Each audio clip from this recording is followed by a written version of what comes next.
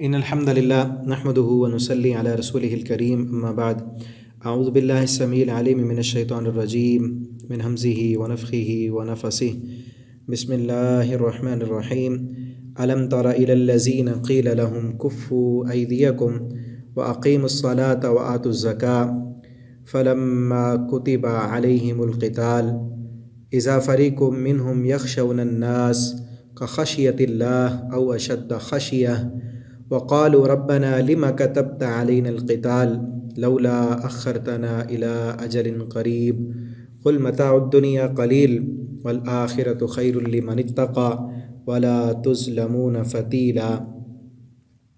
تفسیر القرآن کے سبق میں آج انشاءاللہ سورۃ النساء اس کا رکوع نمبر 11 ہم نے پڑھنا ہے۔ پہلے اس کا ہم لفظی ترجمہ پڑھتے ہیں، پھر انشاءاللہ اس کی تفسیر پڑھیں گے۔ الم تارا، کیا نہیں دیکھا آپ نے، الی الذین، ان لوگوں کی طرف، قیل لہم، کہ کہا گیا ان سے، کفو، تم سب روکے رکھو، ایدیکم، اپنے ہاتھوں کو جنگ سے، یعنی جن کو کہا گیا تھا کہ تم نے ابھی جنگ نہیں کرنی، واقیموا الصلاۃ، اور قائم کرو تم نماز کو، وآتوا الزکاۃ، زکوٰۃ ادا کرو۔ فلما کتب علیہم القتال، پس جب فرض کر دیا گیا ان پر جہاد، اذا فریق، ایک گروہ، ایک جماعت، منہم، ان میں سے، یخشون الناس، وہ سب ڈرتے ہیں لوگوں سے، کا خشیت اللہ، اللہ سے ڈرنے کی طرح، جس طرح اللہ سے ڈرا جاتا ہے اسی طرح وہ لوگوں سے ڈرتے ہیں، او اشد خشیہ، یا اس سے بھی زیادہ سخت وہ لوگوں سے ڈرتے ہیں، خشیہ، ڈرنا۔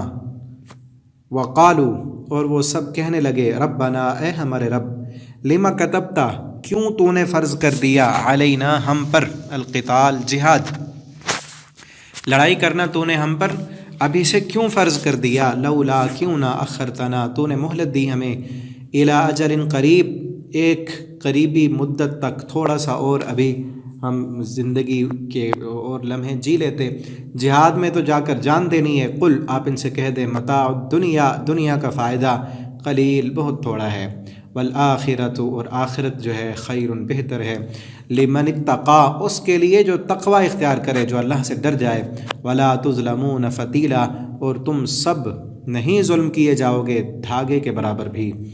اینما تکونوا، جہاں کہیں بھی تم ہوگے، یدرککم الموت، پالے گی تمہیں موت، ولو کنتم، اور اگرچہ ہو تم، فی بروج، قلعوں میں، مشیدہ، مضبوط قلعوں میں اپنے آپ کو بند کر دو، چھپ جاؤ، پھر بھی تم، موت تمہیں وہاں بھی پالے گی۔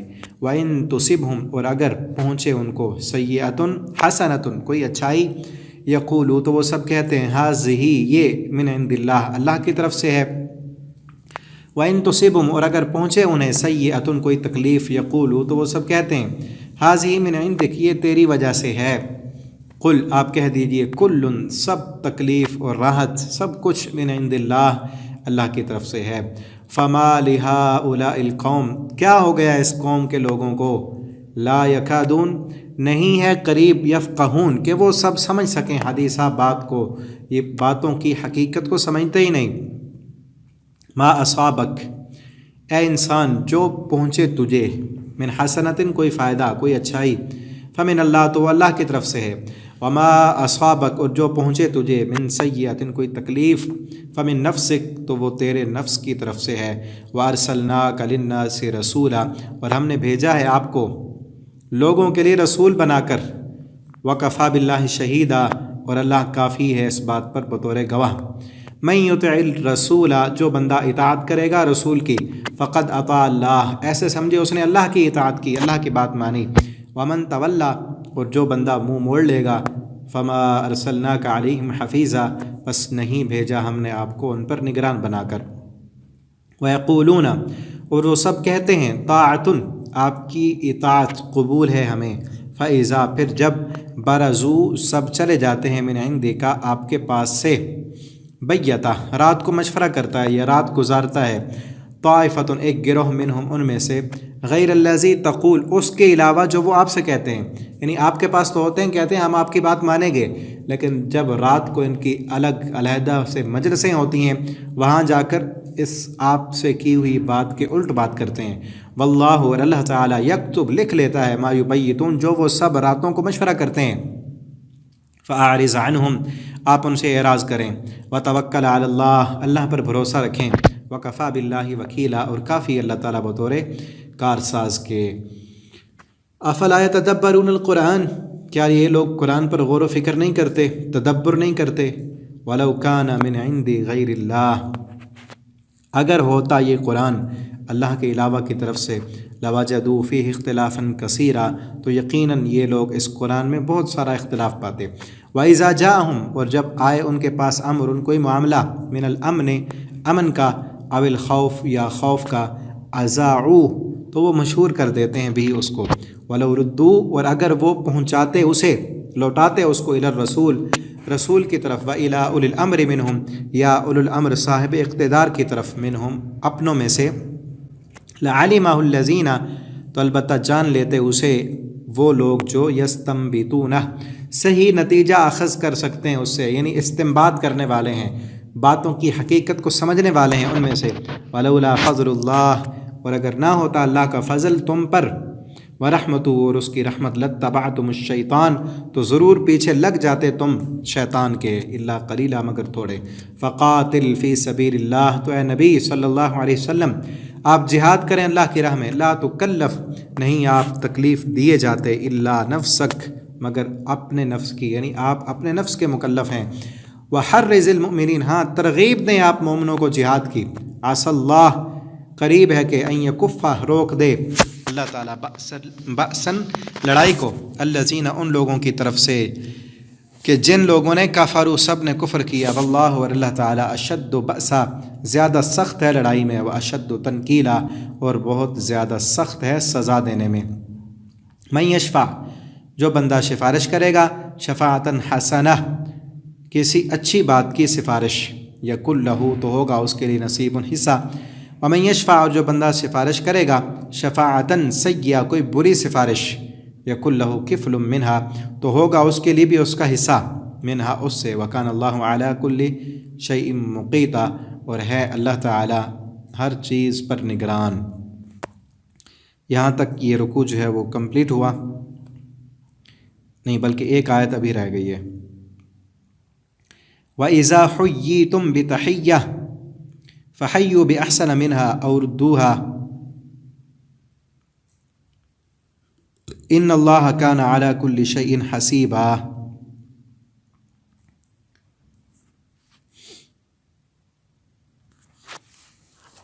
ابھی ہم انشاءاللہ اس کا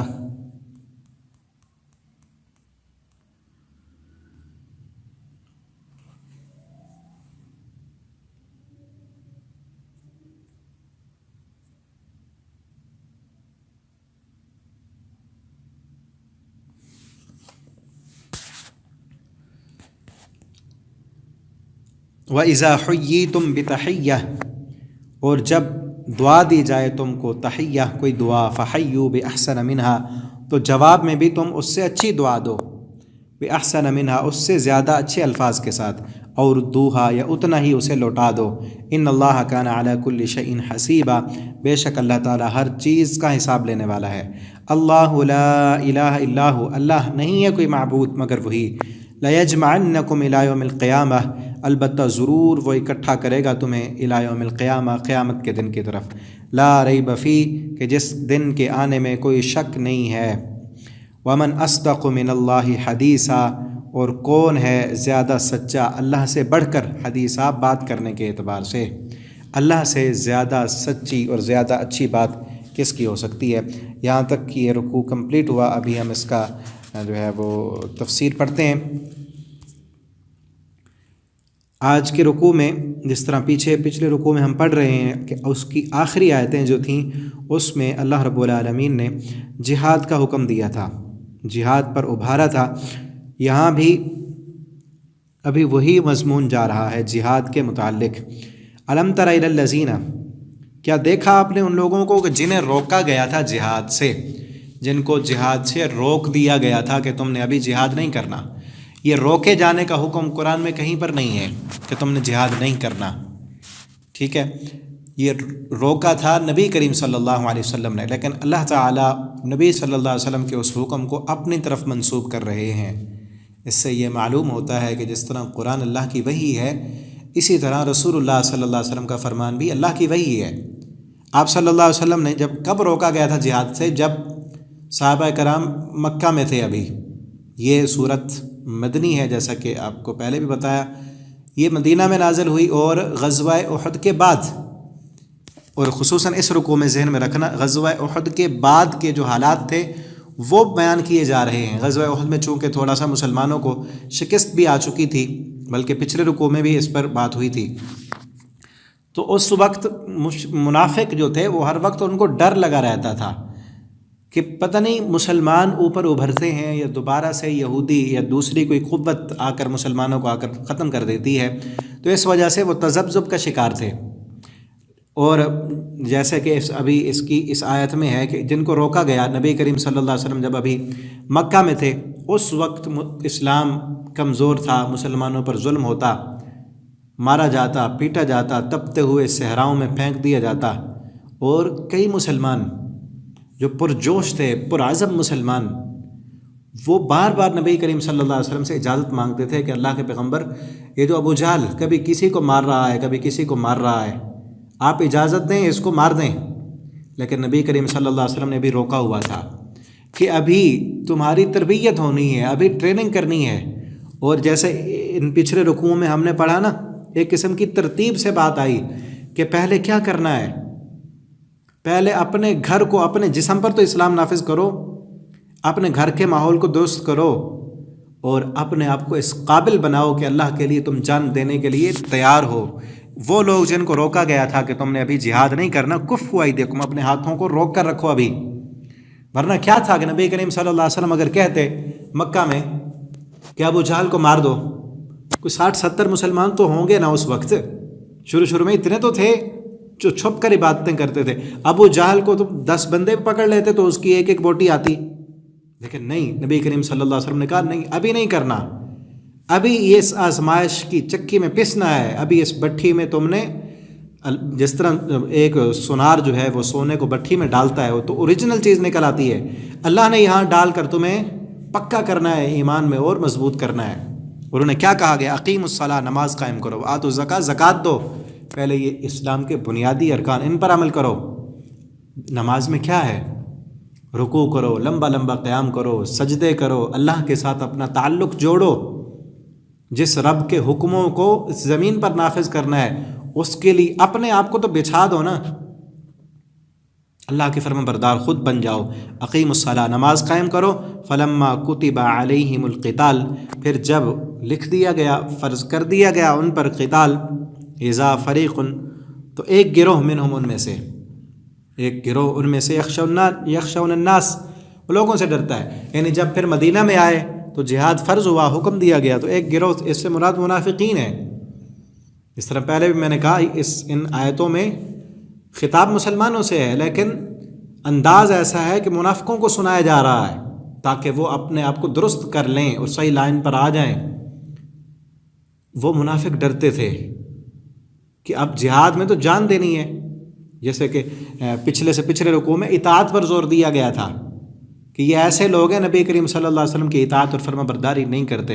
اطاعت کرنا، فرما برداری کرنا تو وہ تو ایک چھوٹا قدم تھا نا، اب فرما برداری ایسی کہ جنگ میں جانا ہے، جان دینی ہے، ابھی یہ کام تو بڑا مشکل ہے، اور جان بھی جانے کا خطرہ ہے، مال بھی وہاں پر لوٹانا ہے۔ نماز تو یہ کام تو پھر بھی وہ کر لیتے ہیں نا دکھاوے کے لیے، نماز پڑھنی ہے، روزہ رکھنا ہے، روزے کا تو پتہ ہی نہیں چلتا، ٹھیک ہے نا، لیکن جب جہاد کا کام آیا، وہ تو خالصتاً جان دینے کے لیے جانا ہے، تو وہ پھر یخشون الناس، وہ لوگوں سے ڈرتے ہیں، یعنی اب وہ ان سے ڈر رہے ہیں۔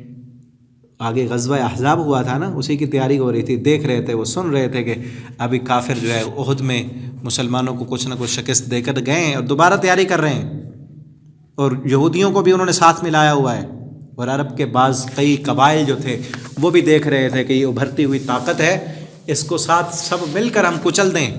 تو سارے عرب کے جو بڑے بڑے قبائل تھے، بدو، دیہاتی، وہ سارے وہ بھی مشرکین مکہ کے ساتھ مل گئے کہ سارے مل کر اسلام کو مٹاتے ہیں. اسی لیے اس جنگ کا نام بھی جنگ احزاب ہے. احزاب کا معنی ہوتا ہے جماعتیں، لشکر، کہ ساری جماعتیں اور سارے لشکر مل کر آئے تھے لوگوں نبی کریم صلی اللہ علیہ وسلم پر، مدینہ پر، اسلام اور مسلمانوں کو مٹانے کے لیے. اور اللہ تعالیٰ نے ان سب کو مٹا دیا، نام و نشان مٹ گئے ان کے، اور آج تک اسلام موجود ہے. تو وہ ان سے ڈرتے تھے کہ خشیت اللہ، اللہ فرماتے ہیں ایسے ڈرتے ہیں جیسے اللہ سے ڈرا جاتا ہے یا اس سے بھی زیادہ سخت. اور وہ کہتے ہیں ربنا، اے ہمارے رب، لما کتبت علینا القتال، کیوں تو نے فرض کر دیا ہم پر قتال، تھوڑی اور مہلت تو ملتی. ابھی تو ہم جو ہے نا امن سے رہنے لگے تھے اس مدینہ میں. اب آپ دیکھیں نا، ذرا تصور کریں اس وقت کو جب نبی کریم صلی اللہ علیہ وسلم ابھی مکہ میں تھے، مدینہ میں نہیں آئے تھے، اور مدینہ میں لوگ اپنا جو ہے کاروبار کر رہے ہیں، گھروں میں سکون سے ہیں، امن سے ہیں، ان کے بچے بھی ہیں، کسی کی دکان ہے، کسی کا کاروبار ہے، کسی کی جو ہے نا زراعت ہے، اپنے اپنے کاموں میں سارے مشغول تھے.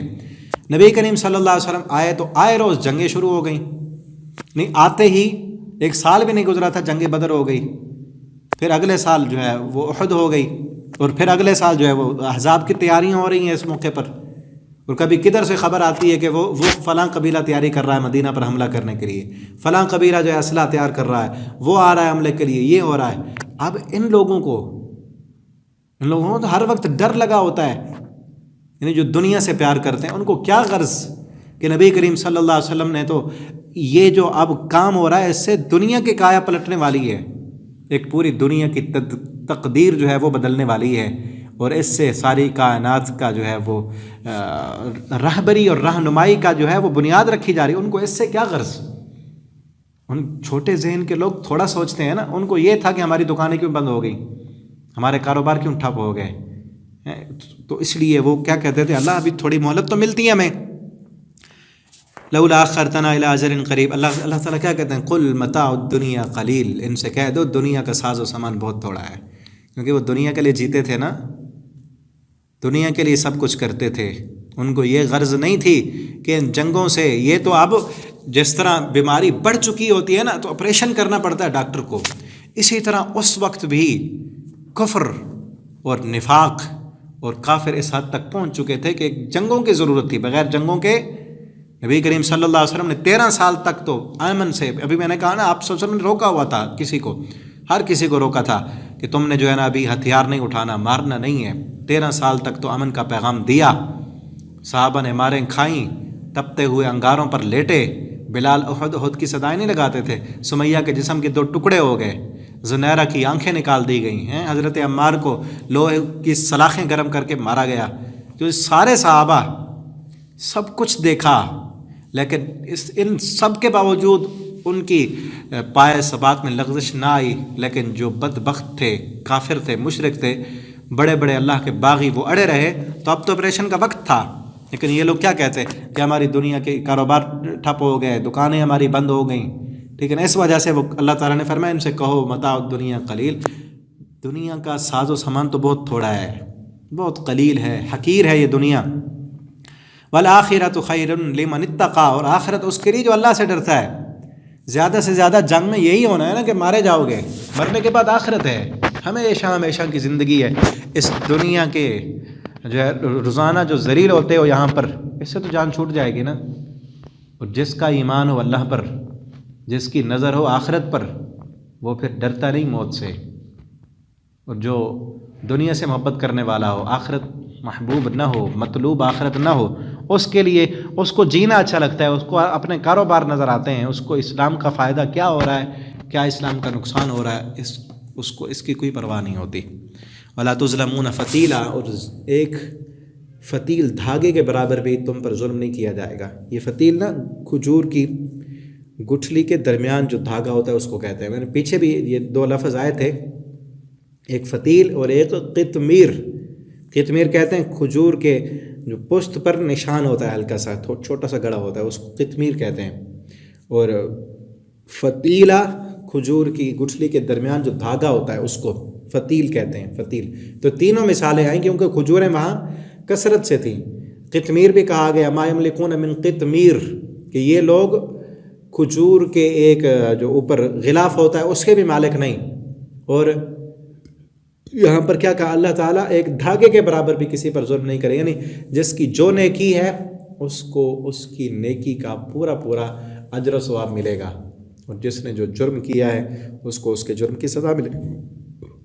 اب آگے مزید کہا جائے اینما تکونوا، جہاں پر بھی تم ہوگے نا، یدرککم الموت، تمہیں موت پا لے گی۔ موت سے ڈرتے ہو، اسی لیے جہاد کرنے کے لیے نہیں جاتے تم اللہ کے راستے میں، اور ڈر کر اپنے گھروں میں چھپے ہوئے ہو، تو کب تک زندہ رہو گے؟ مرنا تو ہے نا، ایک دن تو مرنا ہے۔ اینما تکونوا، جہاں بھی تم ہوگے۔ تم تو یہ سمجھتے ہو کہ ہم میدان جنگ میں نہیں گئے، گھروں میں رہے۔ پچھلے رکوع میں تھا نا کہ جب وہ دیکھتے مسلمان شکست پا گئے تو کہتے اللہ نے ہم پر بڑا فضل کر لیا ہے، ہم بچ گئے ہیں، کہ ہم جو ہے نا جنگ میں نہیں تھے، ہوتے تو مارے جاتے۔ اللہ تعالیٰ فرماتے ہیں جہاں بھی تم ہوگے نا، جب موت کا وقت آئے گا تو ضرور موت تمہیں پا لے گی۔ وَلَوْ كُنْتُمْ فِي بُرُوجٍ مُشَيَّدَةٍ، اگرچہ تم بڑے بڑے مضبوط قلعوں میں بھی چھپ جاؤ۔ پہلے دور میں بڑے بڑے قلعے بناتے تھے اور اس کے باہر بہت بڑی دیوار ہوا کرتی تھی، یعنی برج کہتے ہیں ایسی جگہ جو بہت بڑی ہو اور مضبوط ہو۔ سراج بھی بڑے بڑے ٹاور بناتے ہیں نا، ان کو بھی عربی میں برج کہتے ہیں، جیسے دبئی میں بھی ہے برج خلیفہ، اور دوسرے بھی ان کو برج، یعنی اتنے بڑے مضبوط۔ اور آج کل تو جدید ٹیکنالوجی، بڑے بڑے مضبوط عمارتیں جو ہے لوہا ڈال کے ان میں بنائی جاتے ہیں، زلزلہ پروف، بلٹ پروف، پتہ نہیں کیا کیا بنائے جاتے ہیں۔ یعنی آج کے دور میں ایسے سمجھ لیں کہ جتنی سی بڑی سے بڑی عمارت میں تم چلے جاؤ، مضبوط سے مضبوط جو ہے اپنے آپ کو غلافوں میں بند کر لو، ٹھیک ہے نا، یدرککم الموت، موت پا لے گی تمہیں۔ ابھی کیا عالم تھا دنیا کا جب کرونا کی وبا پھیلی، اور ابھی پھر سے کہہ رہے ہیں اس سے کتنا ڈر رہے ہیں لوگ، کتنا ڈرے ہوئے ہیں اس سے۔ اتنا اللہ کی نافرمانی سے نہیں ڈرتے، اتنا جہنم سے نہیں ڈرتے جتنا ان بیماریوں سے ڈر رہے ہیں۔ ہاتھ نہیں ملانا کسی کو، جو ہے ہاتھوں میں دستانے لگے ہوئے ہیں، اور جو ہے وقفہ ہو، کسی کے ساتھ نہ ملیں، کہیں مر نہ جائیں، یہی ہے نا۔ بند کر لو اپنے آپ کو شیشوں میں، بالکل جہاں مرضی چلے جاؤ، اللہ نے موت لکھی ہے نا، موت وہیں پہ پا لے گی تمہیں۔ اصل فکر یہ ہونی چاہیے کہ کوشش یہ کریں کہ موت اچھی ملے۔ موت تو آنی ہے، اس سے تو کوئی نہیں بچ سکتا نا، تو کوشش اس بات کی کریں کہ مرنے کے بعد کیا ہوگا اس کا نہیں پتا، صرف یہی کر رہے ہیں کہ فلاں کر لیا تو مر جائیں گے، یہ نہ ہو جائے، فلاں نہ ہو جائے، یہ بیماری نہ لگ جائے۔ مرنا تو جس بیماری میں لکھا ہے اسی بیماری میں موت آئے گی، جہاں لکھی ہے وہیں آئے گی، جس حالت اور کیفیت میں لکھی ہے اسی حالت اور کیفیت میں آئے گی۔ کوشش اس بات کی کریں کہ اللہ رب العالمین ہمیں ایمان کی سلامتی والی موت دے، مرتے وقت کلمہ دے، مرنے کے بعد اللہ ہمیں جنت دے۔ مومن کو اس چیز کی فکر ہونی چاہیے، اس کی نہیں کہ موت نہ آ جائے۔ جہاں بھی ہوں گے موت پا لے گی، تو اس کی تیاری کے لیے کوشش کریں، اللہ ہمیں ایمان کی سلامتی والی موت دے۔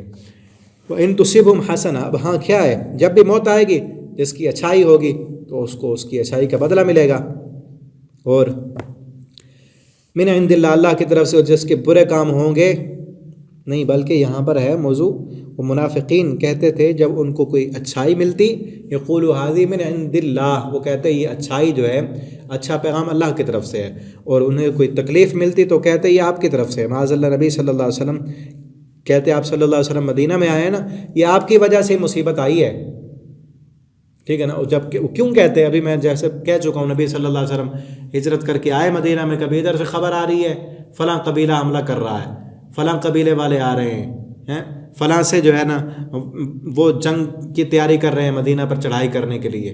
تو یہ ساری خبریں جب آتی ہیں تو منافق کیا سمجھتے ہیں کہ آپ صلی اللہ علیہ وسلم کے آنے کی وجہ سے ہی سب کچھ ہو رہا ہے، جبکہ ان کو یہ سمجھ نہیں آتی تھی کہ یہ تو بنیاد رکھی جا رہی ہے اسلامی حکومت کی، اور اس راستے پر چل کر ہی پوری دنیا کی ہدایت کا سامان کیا جا رہا ہے۔ یہ چیز سمجھ نہیں آتی ان کو، ٹھیک ہے نا۔ وَيَقُولُونَ قُلْ، آپ ان سے کہیں كُلٌّ مِّنْ عِنْدِ اللَّهِ، ہر چیز اللہ کی طرف سے ہے، جو بھی فیصلے ہوتے ہیں اللہ کی طرف سے ہوتے ہیں، تمہیں راحت ملتی ہے، سکون ملتا ہے، وہ بھی اللہ کی طرف سے ہے، اور تمہیں کوئی تکلیف ملتی ہے وہ بھی اللہ کی طرف سے ہے۔ وہ تکلیف اللہ تمہیں آزمانے کے لیے دیتے ہیں، تمہارا امتحان لینے کے لیے دیتے ہیں، جس طرح پیچھے سورہ بقرہ میں ہم پڑھ چکے ہیں نا کہ لَنَبْلُوَنَّكُمْ بِشَيْءٍ مِّنَ الْخَوْفِ وَالْجُوعِ وَنَقْصٍ مِّنَ الْأَمْوَالِ، ہم ضرور آزمائیں گے تمہیں، بھوک میں، خوف میں، مال میں کمی کر کے، والثمرات پھلوں میں کمی دے کر، وبشر الصابرین، ٹھیک ہے نا. فما لہؤلاء القوم، وہی کہا گیا اس قوم، ان لوگوں کو کیا ہو گیا، لا یکادون، قریب ہی نہیں کہ کچھ بات سمجھے، ان کو سمجھ نہیں آتی کہ یہ کس لیے ہم کر رہے ہیں. ٹھیک ہے نا، یہ ساری چیزیں کیوں ہو رہی ہیں، ان کا بھی امتحان ہو رہا ہے. ان میں چونکہ جو مومن ہے، سچے مومن، ان کے اندر منافق چھپے ہوئے ہیں، ان کے نفاق کو بھی نکالنا ہے، اور دنیا سے کفر کو مٹانا ہے، اور اسلام نافذ کرنا ہے، اور پوری دنیا پر اللہ کا حکم نافذ کرنا ہے. اور جو اللہ کی زمین پر اللہ کا قانون نافذ کرنے والا، اس کی مدد کرے گا کفر کو مٹانے میں، اس کو اللہ نے جنت دینی ہے.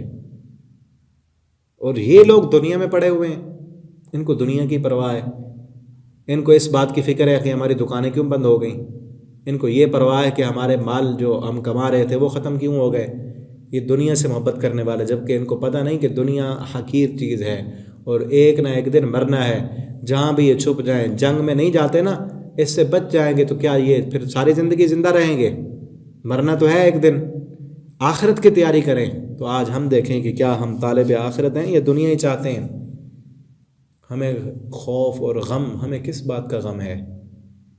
اپنے کاروبار کی فکر ہے ہر وقت کہ کہیں کیسے پیسہ کیسے بڑھے گا، مال زیادہ کیسے ہوگا ہیں؟ یا کچھ ہمیں دین کے بارے میں بھی فکر ہے کہ لوگ نمازی کب بنیں گے، لوگ اللہ کے دین کی طرف کب آئیں گے، اللہ کا دین زمین پر کیسے غالب آئے گا، اس بات کی بھی کوئی فکر ہے؟ یہ اللہ کو ماننے والے، اللہ کا کھانے والے، یہ اللہ کی کب مانیں گے؟ اللہ کو تو مانتے ہیں مسلمان لاکھوں کروڑوں میں، لیکن اللہ کی نہیں مانتے. یہ فکر کریں، اس بات کی ہمیں فکر ہونی چاہیے. یہ سمجھنے کی بات ہے. اللہ فرماتے ہیں ان منافقوں کو یہ سمجھ نہیں آتی، ان کو اپنی دنیا کا مفاد کی بس پڑی ہوئی ہے. ما اصابک من حسنہ، اب مزید عقیدے کی بات کی جا رہی ہے کہ جو بھی آپ کو اچھائی پہنچتی ہے فمن اللہ، وہ اللہ کی طرف سے ہے. تمہیں کوئی بھی فائدہ ملتا ہے، تم پر رحمت آتی ہے، تمہیں دنیا کا فائدہ ملتا ہے یا دین کا، وہ اللہ کی طرف سے ہے. اور جو تمہیں کوئی تکلیف پہنچتی ہے، مصیبت آتی ہے، تو وہ فمن نفسک، وہ تمہارے اپنی کمزوری کی وجہ سے ہوتی ہے، تمہارے اپنے گناہوں کی وجہ سے ہوتی ہے. بلکہ آگے سورۃ الشورى میں اللہ تعالیٰ فرماتے ہیں ما اصابک من حسنۃ فمن اللہ وما اصابک من سیئۃ فمن نفسک.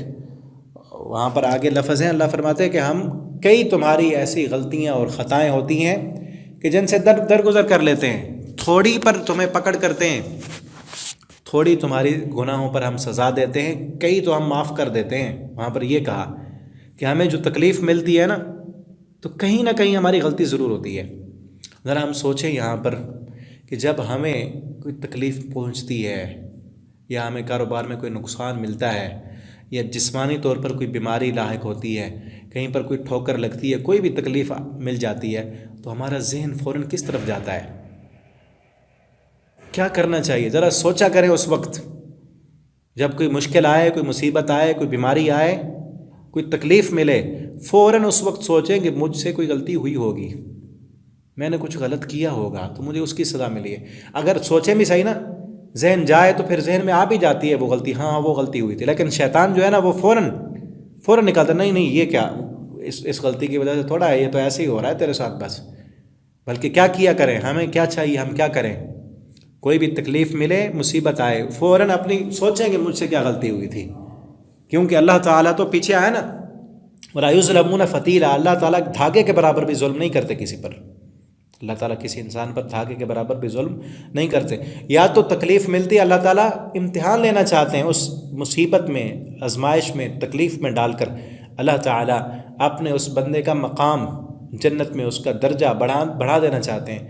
یا پھر دنیا میں کئی ہم سے گناہ ہوتے ہیں، ان گناہوں کا کفارہ یہ تکلیفیں بن جاتی ہیں.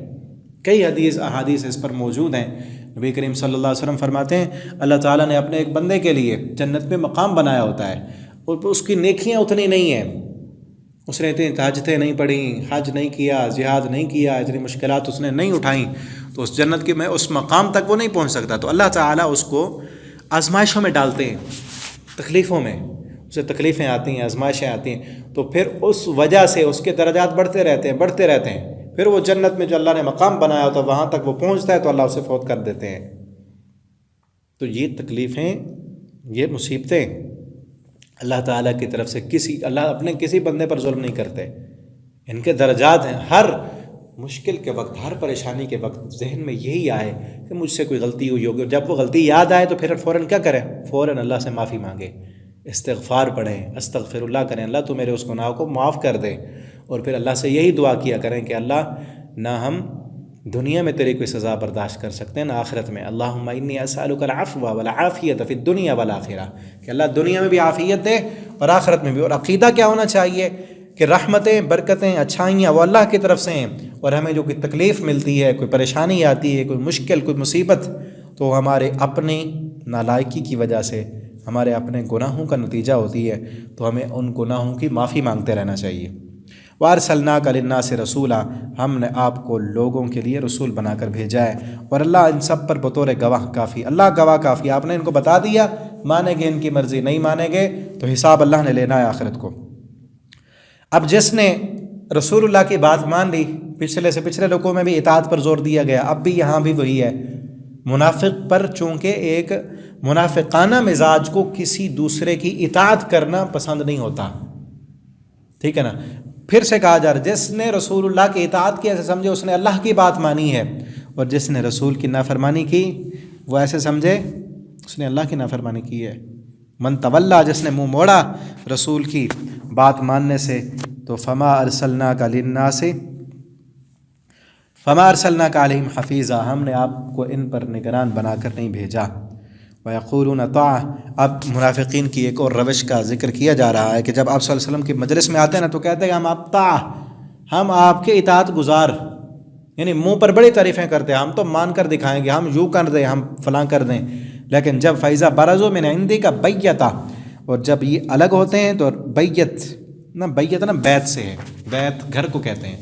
بیت گھر کو اس لیے کہتے ہیں کہ وہاں بندہ رات گزارتا ہے. بیت کا معنی رات گزارنا، گھر میں چونکہ رات گزاری جاتی ہے اس لیے اس کو بیت کہا جاتا ہے عربی میں. تو رات گزارتا ہے یا رات کو مشورہ کرتے ہیں، یعنی رات کو جب اپنے اپنے ٹھکانوں پر جاتے ہیں اور ان کے مجلسیں وہاں پر لگتی ہیں چھپ کر، مسلمانوں سے چھپ کر، تو پھر غیر الذی تقول، پھر ایک جماعت ان میں ایسی ہے جو پھر وہ مشورہ کرتے ہیں جو آپ سے کہہ کر نہیں آئے ہوتے، پھر ان کے مشورے اور ہوتے ہیں. اللہ کو تو سب پتہ ہے. واللہ یکتب ما یبیتون، راتوں کو جو بھی مشورے کرتے ہیں اللہ فرماتے ہیں ہم لکھ لیتے ہیں. یہ مت سمجھیں کہ کسی کو پتہ نہیں، ابھی پلٹ آئیں، سچے مومن بن جائیں، ورنہ ان کے سارے کرتوت ہم واضح کر دیں گے. فاعرض عنہم، اب نبی صلی اللہ علیہ وسلم کو خطاب کیا جا رہا ہے کہ یہ تو ایسے کرتے ہیں، ان کی حالت ایسے کہ آپ کے خلاف باتیں کرتے ہیں، آپ کیا کریں؟ ان سے اعراض کریں. وتوکل علی اللہ، اللہ پر بھروسہ رکھیں. یہاں پر ہم یہ دیکھیں نبی صلی اللہ علیہ وسلم کے خلاف بات ہو رہی ہے، ٹھیک ہے نا، منافق آپ کے خلاف مشورے کر رہے ہیں. آپ صلی اللہ علیہ وسلم کو کیا کہا جا رہا ہے؟ فاعرض عنہم، آپ ان سے اعراض کریں، آپ ان کی ٹوہ میں نہ لگیں، پیچھے نہ لگیں. اگر ہمیں پتہ چلے کہ کوئی بندہ ہمارے خلاف مشورہ کر رہا ہے، ہم کیا کرتے ہیں؟ ہم تو مزید تجسس کا شکار ہوتے ہیں نا، جاسوس اس کے پیچھے لگاتے ہیں، دیکھو کیا ہو رہا ہے، پھر ہم بھی اس کے خلاف باتیں کرنا شروع کر دیتے ہیں. لیکن اسلام نے کیا سکھایا کہ جو بندہ آپ کے خلاف بات کر رہا ہے نا اس کو کرنے دو، آپ اس سے اعراض کرو.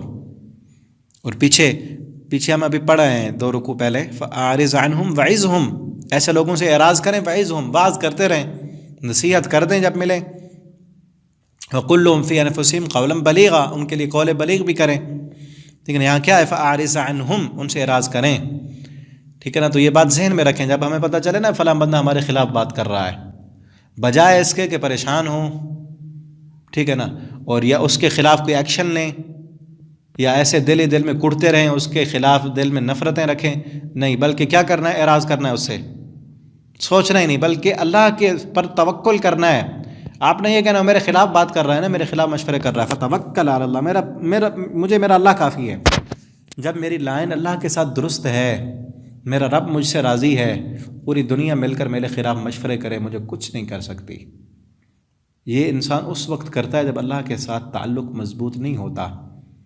پھر وہ خود کہتا ہے ہاں میرے خلاف بات ہو رہی ہے، میں نے تو کچھ بھی نہیں کیا، وہ فلاں بھی اس کے ساتھ ملا ہوا ہے، فلاں بھی ملا ہوا ہے، میں اکیلا رہ گیا. وہ پھر کسی کو ملے گا، اس سے ملے گا، یار میرے خلاف باتیں ہو رہی ہیں، میرے خلاف جو ہے نا پروپیگنڈا کیا جا رہا ہے، یا میرے خلاف پلاننگ کی جا رہی ہے، میں کیا کروں، اب مجھے کوئی مشورہ دو. یعنی اللہ کے ساتھ تعلق ہے نا، وہ بندہ کسی اور کی طرف نہیں جائے گا. وَتَوَكَّلْ عَلَى اللَّهِ، آپ اللہ پر توکل کریں. وَكَفَى بِاللَّهِ وَكِيلًا، اللہ کافی ہے تمہیں، اللہ کافی ہے، کسی اور کی ضرورت نہیں ہے.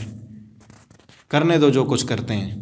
اگر آپ کا تعلق اللہ کے ساتھ مضبوط ہے اور آپ اللہ کے لیے جی رہے ہیں، اللہ کے دین کے لیے جی رہے ہیں، آپ اسلام کی بات کرتے ہیں، آپ نماز کی بات کرتے ہیں، آپ اللہ کی توحید کی بات کرتے ہیں، پوری دنیا آپ کے مخالف ہو، آپ کا رب آپ کے ساتھ ہے، کوئی آپ کا کچھ نہیں بگاڑ سکتا. فتوکل علی اللہ، اللہ پر بھروسہ کریں، اللہ کافی ہے.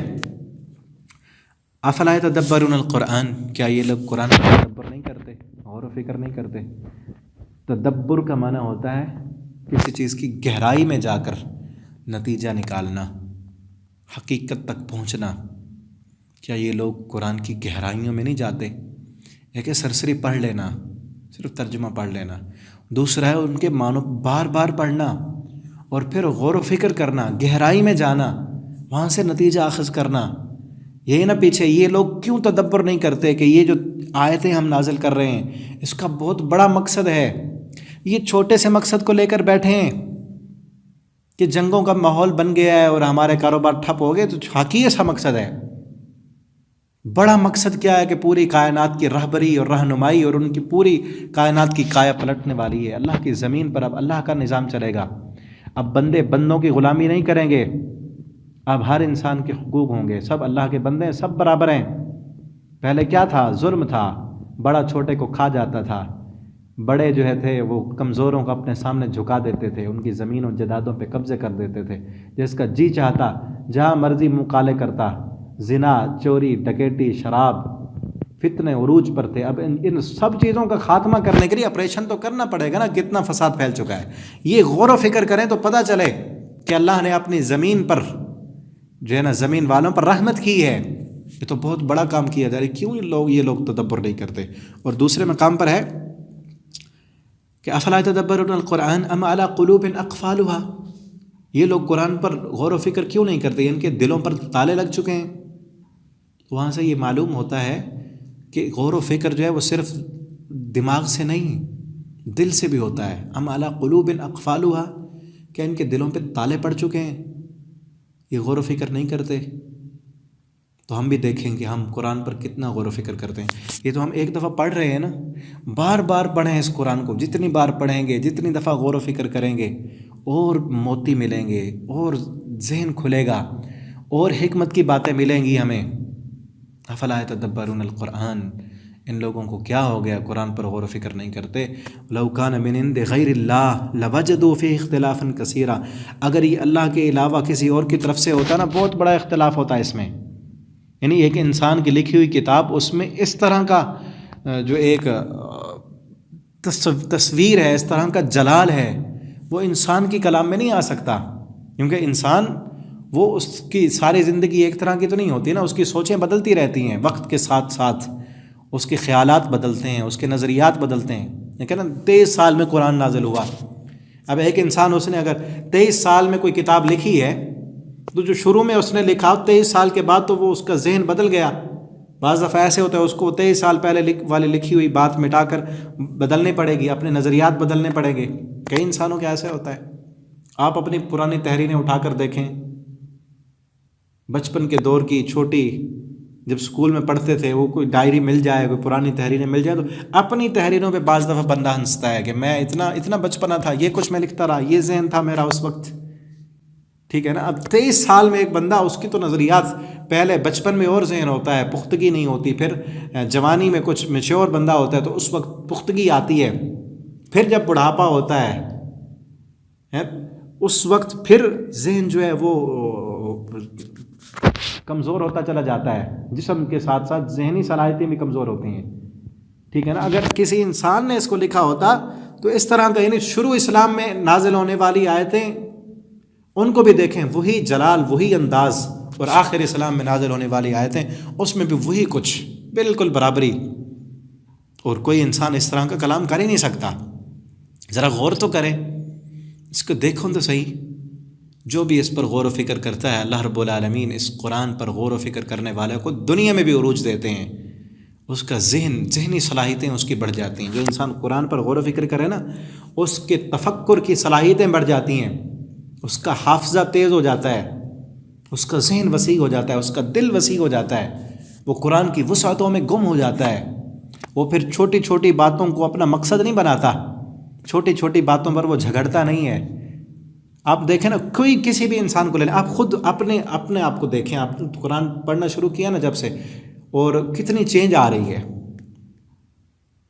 ٹھیک ہے نا۔ اور جس دن پڑھا ہو قرآن، اس دن حالت کیا ہوتی ہے، اور خصوصاً جس دن آخرت کا ذکر ہو، جس قرآن کے جس مقام پر جنت کا ذکر ہو، یہ جہنم کا ذکر ہو، آخرت کی بات ہو، موت کی بات ہو، پھر بندہ اس دنیا میں جیتے ہوئے سمجھتا ہے کہ یار ہم کدھر ہیں، ہم کیا کر رہے ہیں، اس دنیا میں آئے کس لیے۔ یہ قرآن اس دنیا کی فتنوں سے، ان کے جھنجھٹوں سے، اس دنیا کے جو ہے نا، ہر طرف دنیا میں یہی کچھ ہے نا، جہاں جائے وہاں کاروبار کی بات، کہیں سیاست کی بات، کہیں جو ہے مہنگائی کی بات، کہیں کیا۔ قرآن میں آتے ہیں تو یہ قرآن دنیا کے فکروں سے انسان کو نکال کر آخرت کی طرف لے جاتا ہے کہ یہ تو دنیا تو تھوڑی سی ہے نا، اس کی مدت تو حقیر ہے۔ جس طرح ایک انسان اپنی انگلی کو ڈبوائے سمندر میں اور باہر نکالے، انگلی کتنا سمندر سے پانی کم کی ہے، وہ تو ایک قطرہ ہے، ہوا کے ایک جھونکے سے وہ قطرہ انگلی کو لگا ہوا پانی خشک ہو جاتا ہے، اور وہ سمندر بہہ رہا ہے، وہ آخرت کی زندگی ہے۔ اور ہم خوار ہو رہے ہیں وہ انگلی کو لگے ہوئے پانی سے، اس میں خوار ہو رہے ہیں، اس کی خاطر جو ہے اپنی صلاحیتیں وہ سب اسی کے لیے صرف کر رہے ہیں، اس حقیر دنیا کے لیے۔ آخرت کے بارے میں کچھ سوچتے ہی نہیں، بیکار کاموں میں پڑے ہوئے ہیں۔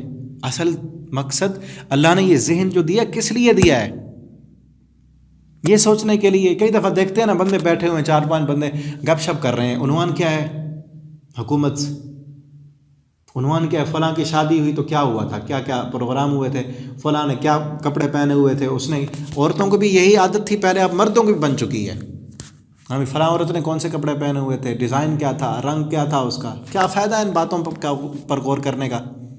پھر ایک کہے گا فلاں رنگ کے تھے، دوسرا نہیں وہ فلاں والا ڈیزائن تھا۔ ان حقیر باتوں میں اپنا ذہن کھپا رہے ہیں۔ اتنے میں قرآن پڑھ لیں، کوئی ایک دو لفظ یاد کر لیں، کسی کا ترجمہ یاد کر لیں۔ اتنا ذہن اللہ نے کس لیے دیا ہے، ان حقیر کاموں پہ ضائع کرنے کے لیے،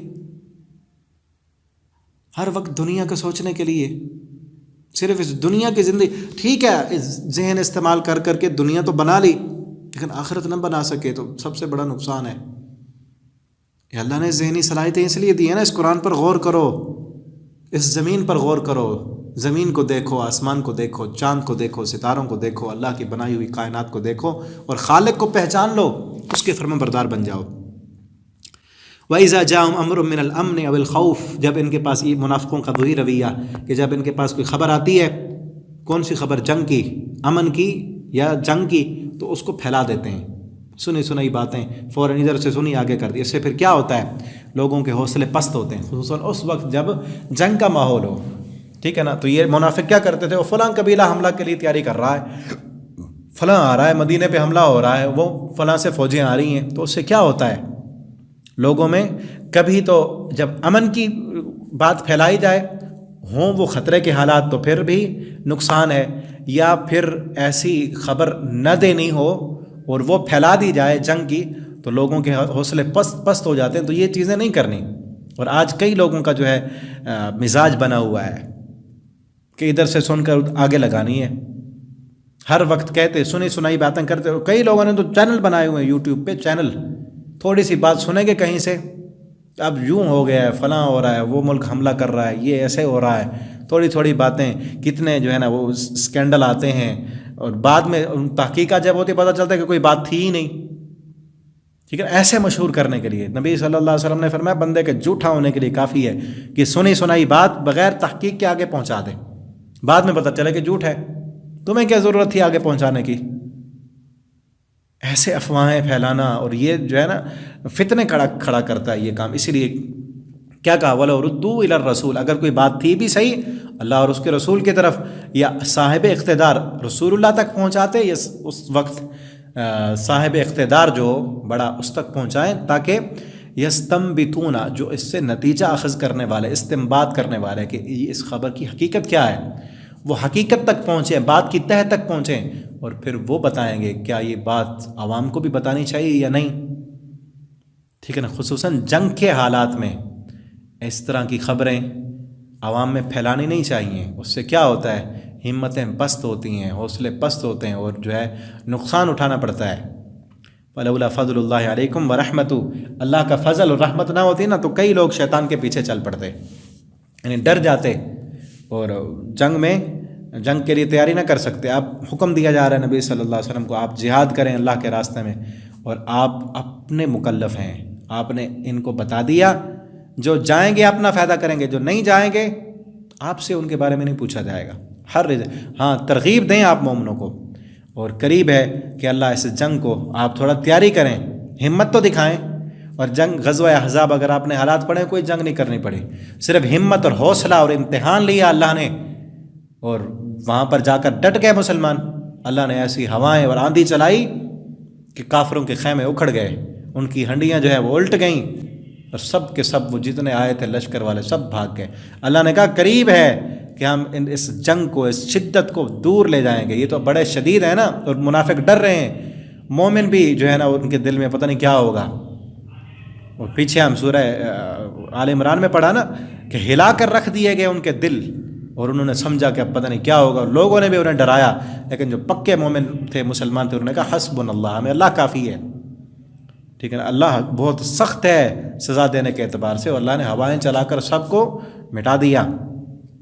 اور اب یہاں پر اس آیت میں ایک اہم ترین مسئلہ بیان ہو رہا ہے کہ جو بندہ بھی کسی کی سفارش کرے گا نا تو اس کو اس کا پورا، اچھی سفارش کی، اچھے کام کی تو اس کو بدلہ ملے گا. سفارش اصل میں کس کو کہتے ہیں؟ شفاعہ، من یشفع، جو سفارش کرے گا. اردو میں سفارش کہتے ہیں اور عربی میں شفاعت کہتے ہیں. شفع کا لفظ جو ہے وہ دو کے لیے استعمال ہوتا ہے، اس طرح ہے نا والشفع والوتر. اور سفارش اسی سے جو ہے مفہوم لیا گیا دو، یعنی ایک بندہ اگر کمزور ہے تو دوسرا بندہ اس کے ساتھ مل جائے، ساتھ مل کر اس کو جسمانی طور پر طاقت دے یا اس کو مادی طور پر طاقت دے، نہیں اس کے ساتھ مل کر کھڑا ہو. ایسا صاحب اختیار کسی ایسے مجبور انسان جو حقدار بھی ہے اس کے ساتھ مل کر اس کا بازو بن جائے یا اس کا ساتھی بن جائے، اس کے ساتھ مدد کرے، تو اس کو سفارش کہتے ہیں. ٹھیک ہے. اور یہ اچھے کام کے لیے سفارش کی جائے تو اتنا ہی اس کو اجر ملے گا، اس کو فائدہ ملے گا. اور یہاں پر سوال یہ ہے کہ سفارش کیوں کہی گئی ہے؟ یہ اس لیے کہ اسلام جو ہے وہ انسانوں کو خود غرضی سے نکالتا ہے. جیسے پیچھے ہم اسی صورت میں جتنے بھی مسائل احکامات پڑھ چکے ہیں، حقوق، لوگ دوسروں کے حقوق، خامند کے، بیوی کے، والدین کے، رشتہ داروں کے، سب کے، تو اس سے کیا معلوم ہوتا ہے کہ اسلام جو ہے وہ انسان کو خود غرضی سے نکالنا چاہتا ہے کہ کوئی انسان صرف اپنے لیے نہ جیے. ٹھیک ہے نا. کتنی بڑی بات ہے اسلام کی. یہی ہے نا تدبر، یہی ہے غور و فکر. ایک تو نا سرسری پڑھ لینا، میں بس ایسے ترجمہ کر دیتا ہوں جیسے پہلے ترجمہ ہم نے کیا، لفظی ترجمہ بھی لکھا ہے. تدبر یہ ہے کہ یہ سفارش کیوں کی گئی، کیوں رکھی گئی یہ سفارش، کیوں اس پر اتنا اجر ہے، کیوں اس پر کتنا اجر. حسنتاً یکن لہ نصیب من، اتنا حصہ. بلکہ حدیث میں آتا ہے جو بندہ کسی اچھے کام کی طرف رہنمائی کرے گا نا، اس رہنمائی کرنے والے کو بھی اتنا اجر ملے گا جتنا کام کرنے والے کو ملتا ہے. ٹھیک ہے نا. مثلا ایک بندہ وہ کسی انسان کی کوئی ہیلپ، کوئی مدد نہیں کر سکتا، یعنی کوئی آیا ہے فقیر آیا، اس نے کوئی کچھ مانگا، اس کے پاس کھانے کے لیے کچھ نہیں، بھوکا ہے. اب اس بندے کے پاس کچھ نہیں دینے کے لیے، اس نے کسی صاحب اختیار کو جو کھانا کھلا سکتا ہے اس کو کہا کہ آپ اس کو کھانا کھلا دیں. اب جتنا ثواب کھانا کھلانے والے کو ملے گا نا، یہ سفارش کرنے والا اس کو بھی اتنا ملے گا. ٹھیک ہے نا. اور یہ کیوں رکھی اسلام نے سفارش؟ اس لیے کہ اسلام خود غرضی نہیں سکھاتا. اسلام ایک مسلمان کو، ایک انسان کو یہ سکھاتا ہے کہ تیرے اندر انسانیت ہونی چاہیے. انسانیت کیا ہے؟ کہ ایک انسان تکلیف میں ہے نا، مشکل میں ہے، مصیبت میں پھنسا ہوا ہے، اس کی مشکل کو دور کر. تو خود مل کر دور کر سکتا ہے، تیرے پاس ہی طاقت ہے تو دور کر. خود نہیں کر سکتا تو کسی کے پاس چل کر سفارش کر دے اس کی. آپ صلی اللہ علیہ وسلم کے پاس جب کوئی آتا، فقراء آتے، مساکین آتے، کوئی انسان آ جاتا، آپ صلی اللہ علیہ وسلم صحابہ سے کہتے آپ ان کے لیے سفارش کریں، ٹھیک ہے نا؟ اور آپ صلی اللہ علیہ وسلم نے فرمایا اشفعوا توجروا، سفارش کرو تمہیں اجر ملے گا، ٹھیک ہے نا؟ تو یہ کیا ہے کہ ایک مسلمان کے دل میں دوسرے مسلمان کا احساس ہو، درد ہو کہ آج میں پریشان ہوں، دوسرا آج کوئی اور پریشان ہے نا، تو یہ مصیبت، یہ مشکل مجھ پر بھی آ سکتی ہے۔ مسلمان کو ایک کیا کہا گیا، کا جسد واحد، یہ ایک جسم کی مانند ہے، یعنی کسی مسلمان کو کوئی تکلیف ہے، کوئی بیمار ہے، تو ایسے سمجھے کہ میں ہوں، وہ اپنا پیسہ دے کر اس کی پریشانی دور کر سکتا ہے تو دے، اپنا ٹائم دے کر، اپنا ذہن دے کر، اچھی نصیحت کر کے، ٹھیک ہے نا، اس کی پریشانی کو دور کر سکتا ہے۔ بعض دفعہ کئی ایسے بھی ہوتے ہیں معاملات، اور میں چونکہ پڑھاتا ہوں نا، آپ بھی پڑھ رہے ہیں کئی اور بھی، اور نیٹ پر میرا نمبر چونکہ لکھا ہوتا ہے، کئی خواتین آتی ہیں، کئی ایسے جن کے رشتے نہیں ہو رہے، کئی بچیوں کے رشتے نہیں ہو رہے، تو ان کی بات سن لینا اور اچھا مشورہ دینا، کئی دفعہ تو ایسے ہوتا ہے اچھا مشورہ دینے سے اور ان کو کوئی اچھا وظیفہ، کوئی دعا بتانے سے ان کی آدھی پریشانی دور ہو جاتی ہے، ٹھیک ہے نا؟ اور کچھ بھی نہیں دے سکتے، اچھا مشورہ ہی دے دیں، اچھا ان کے لیے دعا ہی کر دیں، ٹھیک ہے، ان کو طریقہ ہی سکھا دیں، بھئی اٹھو فجر کے وقت، تہجد کے ٹائم اٹھ کر اللہ کے سامنے جھک جاؤ، وہ رب تمہاری ساری پریشانیاں دور کر دے گا۔ نہیں، کسی کے لیے کچھ کریں، یہ اسلام سکھاتا ہے، ٹھیک ہے نا؟ یہ سفارش، اور ہمارے ہاں جو ہے وہ سفارش کیا کی جاتی ہے، سفارش کا مفہوم کیا ہے؟ سفارش پر معاوضہ لینا جو ہے یہ حرام ہے، کسی کے لیے سفارش کرنا اور معاوضہ لینا، اس کو رشوت کہتے ہیں۔ آج جو ہے سفارشیں رشوتیں لے کر کی جاتی ہیں، اور کئی دفعہ جو ہے کئی لوگ ان کو جس کا عہدہ ہے، عہدے کا غلط ناجائز استعمال کرتے ہیں، اپنوں کے لیے سفارش کر کے ان کی نوکریاں لگوا دیں، حق نہیں ہوتا، دوسروں کا حق مار دیا جاتا ہے، یعنی سفارش کر کے کسی کا حق مارا جا رہا ہوتا ہے، ایسے سمجھیں غلط سفارش۔ حسنۃ یکن لہ نصیب، اچھے کام کی سفارش ہے تو اس کو اچھا نتیجہ ملے گا، اور اگر کسی برے کام کی کسی نے سفارش کر دی ہے تو جب تک وہ برا کام ہوتا رہے گا اس کو برائی کا بھی بدلہ ملے گا۔ اس لیے اچھے کام کی سفارش کریں، اور یہ یاد رکھیں سفارش کس لیے کرنی ہے، اللہ کی رضا کے لیے، چونکہ رشوت لے کر جو کر رہا ہے وہ تو اپنے لیے کر رہا ہے، پیسے کے لیے کر رہا ہے، چاہے وہ پیسے کی رشوت لینا یا یہ کہنا کہ ہاں میں تیرے اس کام کی سفارش کرتا ہوں تو نے میرا یہ کام کرنا ہے، یہ بھی سفارش ہو گئی، یہ بھی رشوت ہوگی ایک قسم کی، یا فلاں چیز دینی ہے، مالی سفارش ہو، کوئی بھی ہو، تو کسی مومن مسلمان کا پریشانی میں اس کا ہاتھ بٹانا، اس کے ساتھ کھڑا ہونا، یا اس کے لیے چل کر کسی سے کہنا، کس لیے ہو؟ اللہ کی رضا کے لیے، تاکہ یہ مومن، یہ مسلمان، اور یاد رکھیں یہ بات، اگر کوئی مسلمان پریشان ہے نا، کوئی مسلمان مومن اپنا بھائی پریشان ہے، دکھ میں ہے، بیمار ہے، اور دوسرا مسلمان اس کو دیکھتا ہے، وہ اس کی پریشانی حل کرنے پر قادر ہے، یعنی وہ اس کی پریشانی کو یا خود ہٹا سکتا ہے، یا وہ اس کی ایک فون کال پر اس کا کام ہو سکتا ہے، اب یہ نہیں کرتا، کسی بھی مقصد کے لیے نہیں کر رہا کہ اس نے فلاں موقع پر میرا کام نہیں کیا تھا، اب میں کیوں کروں؟ جو ہو سکتا ہے وہ مجبور ہو، بیچارہ کر ہی نہ سکتا ہو، یا کسی غرور میں آ کر، یا دنیا کے کسی لالچ میں، مفاد میں وہ نہیں کرتا، تو سمجھ لو ایسا مسلمان جو ہے اس کا ایمان خطرے میں ہے، جس کے دل میں انسانیت ہی نہیں۔ کسی بے کس بے بس تڑپتے ہوئے مسلمان کو دیکھ کر اس کے لیے وہ حل بھی کر سکتا ہے اور وہ نہیں کرتا، سمجھ لو ایمان نہیں ہے دل میں۔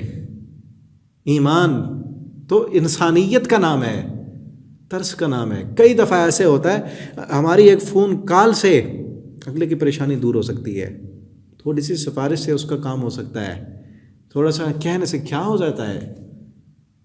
اور اصل میں نا آج اس کا تصور بھی بہت ختم ہوتا جا رہا ہے کہ اللہ کی رضا کے لیے کسی کی سفارش کریں، جب تک کوئی مقصد نہ ہو، کوئی مطلب نہ ہو، کوئی دنیا کا کوئی غرض نہ ہو، کوئی لالچ نہ ہو، کوئی مسلمان انسان کسی دوسرے کے کام آنے کے لیے تیار ہی نہیں ہے۔ کیوں؟ وجہ یہ ہے کہ دنیا کے لیے جی رہے ہیں، دنیا کے لیے جی رہے ہیں، ٹھیک ہے نا؟ آخرت کے لیے جئیں، جنت کے لیے جئیں، اللہ کے لیے زندگی گزاریں، اور اللہ کی رضا کے لیے کام کریں۔ کوئی کام تو دنیا میں ایسا ہو نا جو اللہ کے لیے کیا ہو۔ اب ایک انسان جس کو اللہ نے عہدہ دیا، کئی دیکھتے ہیں نا ایسے لوگوں کو تو بڑا تعجب ہوتا ہے. اللہ نے عہدہ دیا ہے، اللہ نے اقتدار دیا ہے، اختیار دیا ہے. غریب آ رہے ہیں اس کے پاس، پہلے بات ہی نہیں سنی. کوئی غریب آیا اس کی بات ہی نہیں سنی. وہ بیچارہ سارا دن ذلیل ہو کے اس کے ڈیرے پر، اس کے دفتر پر وہ دھکے کھاتا کھاتا چلا گیا. اب وہ گیا، وہ آیا تحفہ لے کر، پیسے لے کر، لفافہ لے کر. اب جھک کے اس کو ملتا بھی ہے، اب اس کو سلام بھی کرتا ہے، اس کی بات بھی سنتا ہے. اس لفافے کی قدر کی تو نے، انسان کی قدر نہیں کی، اللہ کے لیے نہیں کیا. اب وہی بندہ یا پھر کسی اور بڑے کا جو ہے وہ اس کا فون کرا کے اس کی سفارش لے کر آ جاتا ہے، پھر مان لیتا ہے اس کی بات. اب تو اس کے لیے کیا نا، یا پیسے کے لیے کیا، رشوت کے لیے کیا اس کا کام. اللہ تعالیٰ ہدایت دے ایسے لوگوں کو. اور حقیقت بات ہے، جب قرآن پر عمل کرنا شروع کر دیں گے نا ہم، مسلمان، امن آئے گا، سکون آئے گا، اطمینان آئے گا. ایک مسلمان دوسرے مسلمان کا خیر خواہ ہو، اس کے لیے اچھائی سوچنے والا ہو، تو پھر یہی ہے اصل انسانیت، یہی ہے امن، سکون، اطمینان. ومن یشفع شفاعۃ سیئۃ یکن لہ کفل منہا، جو کسی کے برے کام کی سفارش کر دے گا. اب یہ بھی ہے، سفارش جو ہے وہ دیکھیں ہم کس کام کی کر رہے ہیں، اچھے کام کی، کسی اچھائی کی، یا برے کام کی. برے کی سفارش کریں گے تو اتنا بدلہ ملے، کیونکہ اسلام برائی کو روکنا چاہتا ہے. برا کام تو کرنا ہی نہیں، خود بھی نہیں کرنا، برائی سے تو دوسرے کو روکنا ہے. جب کہ ہم کہہ رہے ہوں کہ نہیں اس کو کرنے دو. ایک بندہ دوسرے کی ناجائز زمین پر قبضہ کر رہا ہے، ایک بندہ جو ہے شراب خانہ بنانا چاہتا ہے، فلم انڈسٹری کھولنا چاہتا ہے، وہ حرام کام کر رہا ہے، ہم اس کی سفارش کر رہے ہیں جی اس کو کرنے دو. ٹھیک ہے نا، تو وہ تو ناجائز کام ہے. ناجائز کام جب تک ہوتا رہے گا وہ وبال بنے گا. وَكَانَ اللَّهُ عَلَى كُلِّ شَيْءٍ مُقِيتًا، اور اللہ تعالیٰ ہر چیز پر نگران ہے. مقیت کے نا 3 معنی ہیں، ایک ہے نگران اور ایک ہے قادر. مقیت کا معنی قادر بھی ہے اور مقیت کا معنی رازق بھی ہے. 3 معنی اس کے کیے گئے لغت میں. مقیت، اللہ ہر چیز پر قادر ہے، اللہ ہر چیز پر نگران ہے، اور اللہ ہر کسی کو رزق دینے والا ہے. یہاں پر کیوں کہا گیا؟ سفارش کے بعد یہ لفظ کہے گئے ہیں، ٹھیک ہے نا. سفارش کرنے والا جو ہے وہ یہ نہ سمجھے کہ یہ میرے پاس چل کر آیا ہے نا، جو انسان میرے پاس چل کر آیا ہے تو میں کوئی شے ہوں اس لیے یہ میرے پاس چل کے آیا. اللہ فرماتے ہیں کان اللہ علی کل شیء مقیتا، اللہ پوری کائنات کو رزق دینے والا ہے. اللہ نے تجھے کوئی عہدہ دیا ہے نا، تو اپنے اس عہدے کا غلط استعمال نہ کر، اپنے آپ کو بڑا نہ سمجھ. یہ مت سمجھ کہ یہ میرے پاس چل کے آیا ہے تو میں رزاق ہوں، رزق دینے والے رب کے ذات ہے. ٹھیک ہے نا. اور یہ بھی مت سمجھ کہ میں اس کا مسئلہ حل کرانے پر قادر ہوں. مقیتا، اللہ قادر ہے. مقیت کا معنی قادر بھی ہے نا، اللہ قادر ہے. اللہ نے تجھے تھوڑا سا اختیار دے دیا تو اپنے آپ کو جو ہے بڑا مت بنا، تیرے اوپر بھی کوئی ہے. اپنے اس عہدے کا ناجائز اور غلط استعمال اگر کر رہا ہے تو اللہ نگران ہے، اللہ دیکھ رہا ہے. تو کس کی سفارش کر رہا ہے؟ کیا یہ اس کام کا اہل بھی ہے، یا کسی اور کا حق مار کر تو دوسرے کی سفارش کر کے اس کو آگے بنانا چاہتا ہے، کسی کا حق غصب کرنا چاہتا ہے؟ اللہ نگرانی کر رہا ہے. ٹھیک ہے نا. غریب کا حق مارے گا، ناجائز سفارشیں کرے گا تو پھر اللہ نگران ہے، اللہ کو سب پتہ ہے. اور مقیتہ کا معنی رزاق اس لیے بھی کہا، اس لیے بھی بعض دفعہ ایسے بھی ہوتا ہے کہ جو سفارش کرانے والا ہوتا ہے نا، اس نے جس سے سفارش کرائی ہے، اس نے اس کی سفارش کی، اس کا کام ہو گیا، اب اس کو بڑا سمجھنے لگ جاتا ہے، اس کو بڑا سمجھتا ہے کہ اس نے میرا یہ کام کروایا، میری نوکری لگوا دی، مجھے دکان بنوا دی، اس نے سفارش کی تو بڑی پہنچ ہے، اس کے تو بڑے بڑے لوگوں سے دوستی ہیں، اس کو یہ تو بڑا مانتے ہیں. ٹھیک ہے. اس کو بڑا نہیں ماننا. قادر رب ہے، رازق رب ہے، اس کے اوپر بھی نگران ہے رب. ٹھیک ہے نا. جس طرح آگے ہم پڑھیں گے سورہ کہف میں، ذوالقرنین نے دیوار بنائی بہت بڑی، تو لوگوں نے کہا ذوالقرنین تو بڑا پہنچا ہوا، اتنی بڑی دیوار بنا دی. انہوں نے اس وقت کہا تھا نہیں، مجھے بڑا مت بناؤ، ھذا رحمت من ربی، یہ میرے رب کی رحمت ہے. اگر آج اللہ نے آپ کو کوئی عہدہ دیا ہے، آپ کے پاس لوگ چل کے آتے ہیں، ان کی مدد کریں، سفارش کریں، ان کے ساتھ اچھائی کریں، اور اگر وہ لوگ آپ کی تعریف کریں تو آپ نے کیا کہنا ہے؟ یہ اللہ کا فضل ہے، یہ اللہ کے نام ہے، ہم کچھ بھی نہیں، اپنے آپ کو چھوٹا سمجھیں۔ کان اللہ علی کل شیء مقیتا، اللہ ہر چیز پر نگران ہے، اللہ ہی ہر چیز کو رزق دینے والا ہے، اور اللہ رب العالمین ہی ہر چیز پر قدرت رکھنے والے ہیں۔ یہ یاد رکھیں، اللہ نے تمہیں قادر نہیں بنایا، اللہ نے تمہیں نگران نہیں بنایا، اللہ تمہاری نگرانی کر رہا ہے، اور اللہ ہی پوری کائنات کو رزق دینے والا ہے، ٹھیک ہے نا۔ اب آگے دیکھیں، وَإِذَا حُيِّيتُم بِتَحِيَّةٍ، جب تمہیں کوئی تحفہ دے تو اس کو اس سے اچھا تحفہ دو۔ اب یہاں تحفے سے مراد کوئی مالی تحفہ بھی ہو سکتا ہے، اور سلام بھی، السلام علیکم، یہ جو ہے یہ بھی تحفہ ہے۔ جنت میں جنتیوں کا سورہ یونس میں آئے گا، جنتی جب ایک دوسرے کو ملیں گے تو سلام کریں گے، یہ تحفہ ہوگا۔ تو آپ کو کسی نے السلام علیکم کہا ہے تو آپ بدلے میں اس سے اچھا کیا ہے؟ وعلیکم السلام ورحمۃ اللہ ساتھ ملا دیں۔ اس نے صرف سلام کہا، آپ اللہ کی رحمت بھی ساتھ کہیں، وبرکاتہ بھی کہیں، ٹھیک ہے نا۔ تو یہ تحفہ ہے کسی نے آپ کو دیا ہے، اس سے اچھا تحفہ، اور اس سے اچھا تحفہ اور کوئی نہیں ہے۔ یہ سب سے بہترین تحفہ جو اسلام نے دیا ہے۔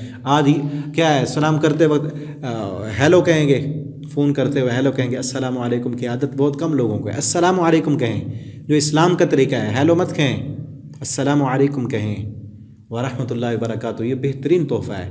اور دوسرا، آپ صلی اللہ علیہ وسلم نے فرمایا کہ البشاشۃ لوجہ اخیک لک صدقہ، آپ کا اپنے بھائی کو دیکھ کر مسکرا دینا، مسکراتے ہوئے چہرے کے ساتھ ملنا، یہ بھی صدقہ، یہ بھی تحفہ ہے۔ یہ تحفے دیں، اس سے محبت بڑھتی ہے، ٹھیک ہے نا۔ اور پھر مالی تحفہ بھی ہو سکتا ہے، آپ کسی کو گفٹ دیں، اور اچھی چیز گفٹ دیں، تحفہ کریں۔ آپ جو ہے نا کسی کو تفسیر کا تحفہ دیں، قرآن کا تحفہ دیں، وہ پڑھے گا، کوئی اچھی کتاب اس کو دیں، سیرت کی کتاب دیں۔ اور نبی کریم صلی اللہ علیہ وسلم نے فرمایا، ایک تحادو تحابو، تحفے دیا کرو ایک دوسرے کو، اس سے محبت بڑھتی ہے۔ اور آپ صلی اللہ علیہ وسلم نے اپنی صحابیات سے کہا کہ جب تم گھر میں سالن بناؤ تو ان کا شوربہ جو ہے، پانی زیادہ ڈال دیا کرو، شوربہ بن جائے گا، تو اس کو پھر سالن جو ہے اپنے ہمسائی کو تحفے میں دیا کرو، کیا ہوگا؟ اس سے محبت بڑھے گی، تو دینے والے بنیں۔ اور پھر اسلام نے کیا سکھایا؟ آپ کو کسی نے تحفہ دیا ہے نا، تو اس سے اچھا تحفہ اس کو دیں، نہیں دے سکتے اور تو اس جیسا لوٹا دیں، اور دوہا، اس سے اچھا آپ کے پاس نہیں ہے تو اس جیسا تو دیں۔ اور کئی بعض اوقات ایسے بھی ہوتا ہے کہ وہ واپس لوٹانے کے لیے کی اہل ہی نہیں ہے، آپ نے کسی فقیر کو دیا، غریب کو اتنے پیسے دے دیے، کچھ کر دیا، اب واپس نہیں لوٹا سکتا، تو کم از کم اس کو دعا تو دے، اس کو دعا دے، اس کے رزق میں برکت کی دعا کرے، اس کو دعا دیں۔ ان اللہ کان علی کل شیء حسیبا، اللہ ہر چیز کا حساب لینے والا ہے۔ اللہ لا الہ الا ہو، اللہ کے علاوہ کوئی معبود نہیں۔ لا یجمعنکم الی یوم القیامہ، اللہ تمہیں ضرور قیامت کے دن جمع کرے گا، جس دن سب کا حساب ہوگا۔ من اصدق من اللہ قیلا ومن اصدق من اللہ حدیثا، اللہ سے زیادہ سچی بات کسی اور کی نہیں ہو سکتی۔ یہ بات سچ ہے کہ قیامت آنی ہے، یہ بات سب سے سچی ہے کہ اللہ کے علاوہ کوئی الہ نہیں، حکم اللہ کا، عبادت اللہ کی، اور پوری کائنات پر قدرت، کنٹرول، تصرف، اختیار ایک اللہ کا ہے، اسی کے سامنے جھک جاؤ۔ الہ کا معنی کیا ہے؟ معبود اردو میں معنی کیا جاتا ہے، جبکہ معبود بھی عربی کا لفظ ہے۔ الہ کا معنی بڑا وسیع ہے، الہ جو پناہ دے، وہ ذات، آلہہ یولہ آلہتن کہتے ہیں۔ شروع میں بسم اللہ کا ترجمہ کرتے ہوئے اس کی وضاحت کی تھی میں نے، کہ جہاں پر لوگوں کو پناہ ملے، جس طرح ایک بچہ جو پوری ادھر ادھر سے سب لوگوں سے وہ رو کر چیخ کر چپ نہیں کرتا، تو وہ ماں کے پاس جاتا ہے، ماں کی گود، وہاں جا کر اس کو سکون ملتا ہے۔ چاہے وہ ماں سے پٹتا ہے نا، ماں سے بھی اس نے مار کھائی ہو، چاہے وہ رو رہا ہے، کسی باپ نے اٹھایا، بھائی نے اٹھایا، بہن نے اٹھایا، کسی کے پاس وہ چپ نہیں کرتا، پٹا بھی ماں سے تھا، اب وہاں خاموش بھی وہ ماں کی چھاتی سے ہو کر کرتا ہے۔ یہ ہے الہ کا مفہوم، کہ اللہ نے کسی انسان کو مشکل میں ڈالا، پریشان کیا، اس کو کہیں بھی سکون نہیں ملتا، سکون ملے گا تو اپنے رب پر ملے، رب کی بارگاہ میں ملے گا۔ اس کہا تھا نا اقبال نے، نہ جہاں میں کہیں اما ملی، جو اما ملی تو کہاں ملی، میرے جرم خانہ خراب کو تیرے عفو بندہ نواز میں، کہ تیری نافرمانی کی تھی نا، تو جہاں میں کہیں اما نہ ملی، مجھے سکون بھی ملا تو تیرے در پہ آ کے ملا۔ الہ اسے کہتے ہیں کہ جو ساری کائنات کی ضرورتوں کو بھی پورا کرے. اور سورہ ناس میں بھی ہم نے اس کی وضاحت پڑھی. پورے انسانوں کی ضرورتوں کو پورا کرنے والا اور پورے انسانوں پر کنٹرول رکھنے والا، اور جس ذات کے پاس آ کر انسانوں کو پناہ ملے، انسانوں کو سکون ملے، دلوں کا اطمینان ملے، اور اسی کے ساتھ دل لگانے سے دلوں کو قرار ملے، اس کو الہ کہتے ہیں. تو اسی کے سامنے جھکیں، اپنی پریشانیاں، اپنے دکھ درد اسی رب کے سامنے بیان کریں. وہ رب ضرور ہماری پریشانیوں کو دور کر دے گا، دنیا بھی اچھی کر دے گا، آخرت بھی اچھی کر دے گا. اللہ سے دعا ہے اللہ تعالی ہمیں قرآن کو پڑھنے، سمجھنے، اس کے مطابق زندگی بسر کرنے کی توفیق دیں. اللہ ہمیں جب تک زندہ رکھیں ایمان پر، توحید پر، قرآن پڑھتے ہوئے، قرآن پر عمل کرتے ہوئے زندہ رکھیں. اللہ جب ہمیں موت دیں اسلام والی، قرآن والی، کلمے والی موت دیں. مرنے کے بعد اللہ بغیر حساب کے جنت الفردوس کا داخلہ عطا فرما دیں. آخر دعوانا ان الحمد للہ رب العالمین.